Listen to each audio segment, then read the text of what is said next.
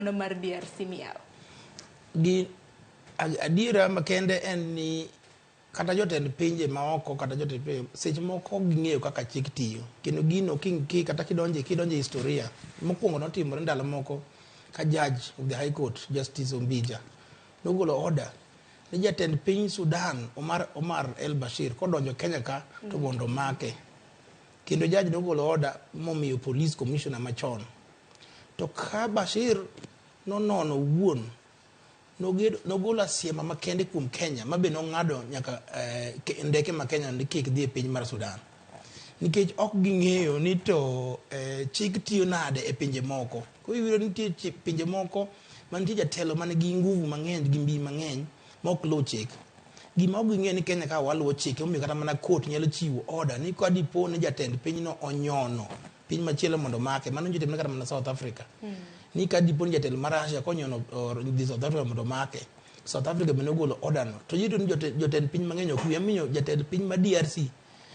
ok nyalo winjo adier kendo oum nono nitie kaka e piny machielo joma pinga nyalo dhi maluong bura magiluong jo media magibed kanyo magiform organization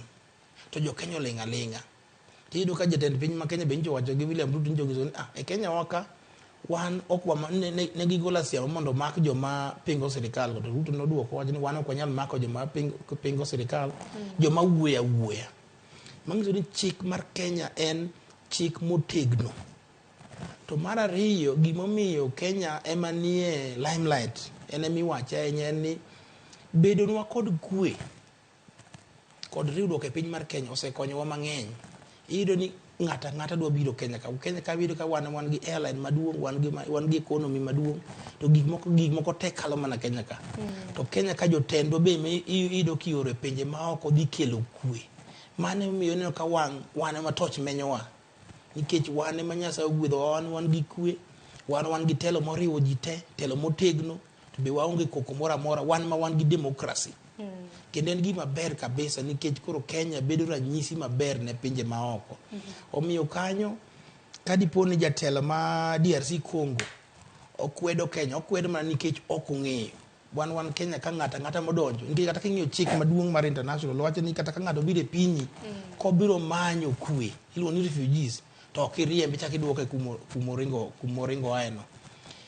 nikech Kenya ok nyal control gima ng'ato wache dhoge. Dibeni en kaluwore kod pende chike ma pacho ka nikech ang'ini kare mar katiba article 32 wantiere kod freedom mar speech. Emomeni kata mana rebels mag pinje mamoko nyalo biro to lose pacho ka nikech wan piny Kenya ka wakwedo gima rach to rach nikech wan gi freedom maka mana e katiba maro. Gima ok yiene Kenya timo mane nyalo biro timore chon e pinje machon ni imiyo gi pesa kata imiyo gi mijing'o kipiny mano ok oyienegi nikech biro bedo ni koro Kenya ema golo pesa to support go rebels to dhi golo dhaw makoch mano ok oyiene lakini wacho gimoro amora ma gidwaro katiba mar Kenya oyienegi kata ka gidwa fomo chama gi e Kenya ka katiba oyienegi katiba ok bi kwedogi ni koro un jopinje maoko ni kubiro Kenya to un ok unyalo wuoyo ok unyalo form association ok oyie kamano katiba ma Kenya bade lach kendo en katiba maber ahinya ma protect ng'ata mobiro Kenya ka gimoko yienwa timo ma be aneno ka timore en ni seche ma jogo biro dwaro kwe ka gibiro ka ok mani gihero Kenya giseneno ka nitiere ng'ikruok moro e kind Kenya kod DRC Congo samoro gineno ni president ma Kenya onge gi winjruok ahinya matut kod president Etienne Tshisekedi mane nyinge nikech iyudo ni Tshisekedi nitie en president machon to nitie akweda moro kaka nyoyiere to iyudo ni nitie en gi winjruok moro gi Uhuru Kenyatta winjruok matut gi Uhuru Kenyatta gi Raila Odinga to pok obedo machiegni ahinya